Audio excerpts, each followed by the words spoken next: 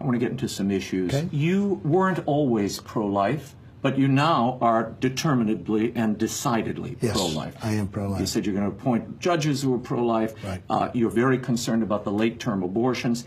What was the moment that changed your thinking, your heart on this? Well, there were a number of moments, but one was a couple that I know very, very well. And you had a strong pro-life and you had a strong pro-choice. And they argued over, the mother was pregnant.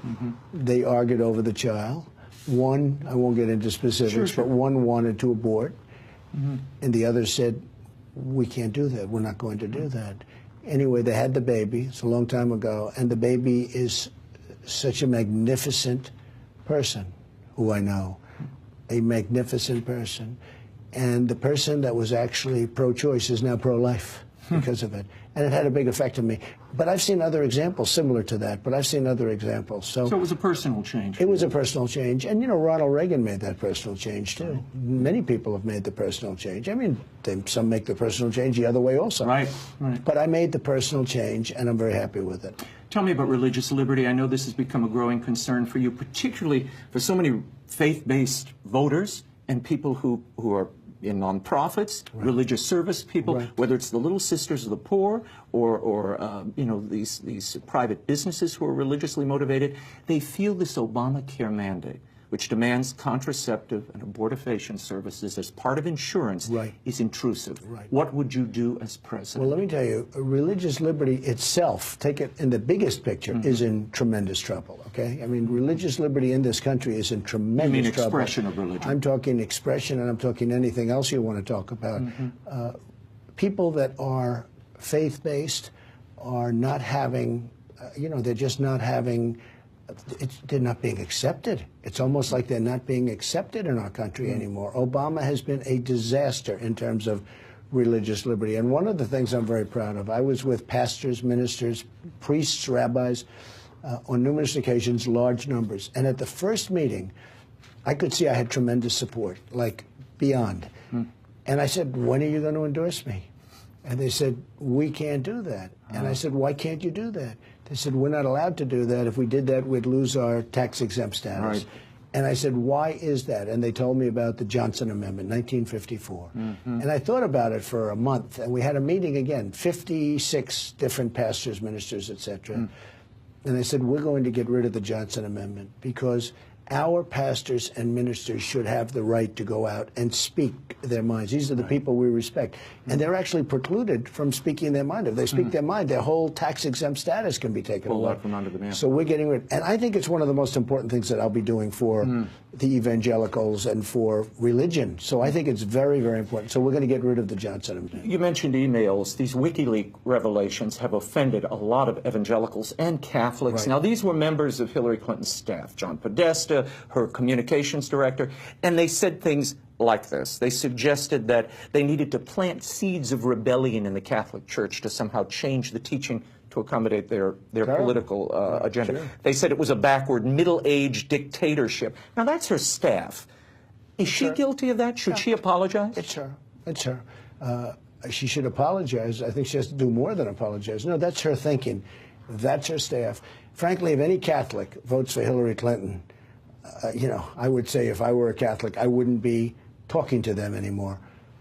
She's been terrible in what she said and her thoughts toward Catholics and to evangelicals. She was mocking evangelicals also. So you'd say, why would an evangelical or a Catholic, and almost you could say anybody of faith, but in particular because they were mentioned, evangelicals and Catholics, why would they vote for Hillary Clinton and how could they vote for Hillary Clinton? But that's her speaking, believe me. Well, it's her staff. Do you think it reveals a mindset in the administration? Is that what you're suggesting? Staff, or in her campaign, I think it's rather? her. Yeah, sure. I mean, this is a top person in her campaign. I think it reveals her, yes. I want to talk personally about you. When you pray, what do you pray for? I don't want to talk to you about that. I mean, I pray. It's very personal to me. I'm a person of belief.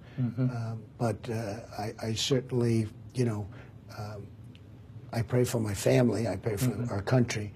But I don't want to talk to you about that. I think that's very personal. Okay, between you and God.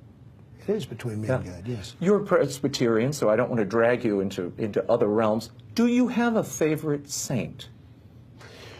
Well, I think that if you look, Mother Teresa, who's probably our newest, is great. And John Paul, Pope John Paul, I thought was terrific. Why? Because it had something special, had a special something. There was a warmth.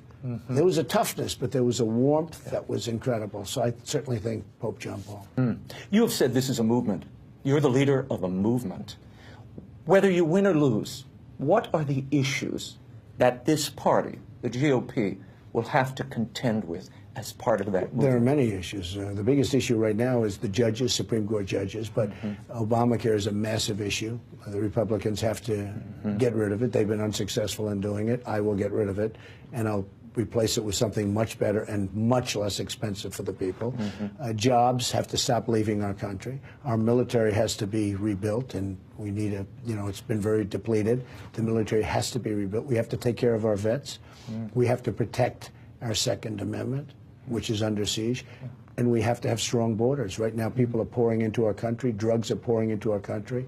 We have to stop the people and the drugs. Now, Hillary Clinton says we need more of these Syrian refugees in. These people are suffering abroad. They need to come home, and they need to come here. And we as a country should be open to them. You would say what? I would say she's crazy. I would say that it's one of the dumbest things I've ever heard. We have no idea. We're not vetting them properly. We have no idea. Are they ISIS? Are they not ISIS? Where are they coming from? Who they are? We're taking them in by the tens of thousands right now. And Hillary Clinton wants to upgrade that by 550%. I would say to you, it's crazy to be doing this, and I will stop it immediately. We will not have radical Islamic terrorists coming into our country, and some of them will be radical Islamic terrorists. And then there is this. In appearance after appearance, there is one bit of Trump syntax that has created debate in households across America. But we have to also get back, and we have to solve it big league and strongly. Someday, I believe that will be proven out big league. We are all suffering, and we're suffering big league. We're going to win big league. Believe me. Okay, my final question. It is perhaps the most portentous. We've been seeing on social media, we've been seeing it in the New York Times, in USA Today. Are you saying bigly or big league? And my guess is within, so there's money riding on this. Well, bigly or big league? Now, let me ask you, you're talking about for me? When you're speaking on the podium and you say, this is... I use big league. I was right. Okay. Big league, you've settled it. Okay, thank you.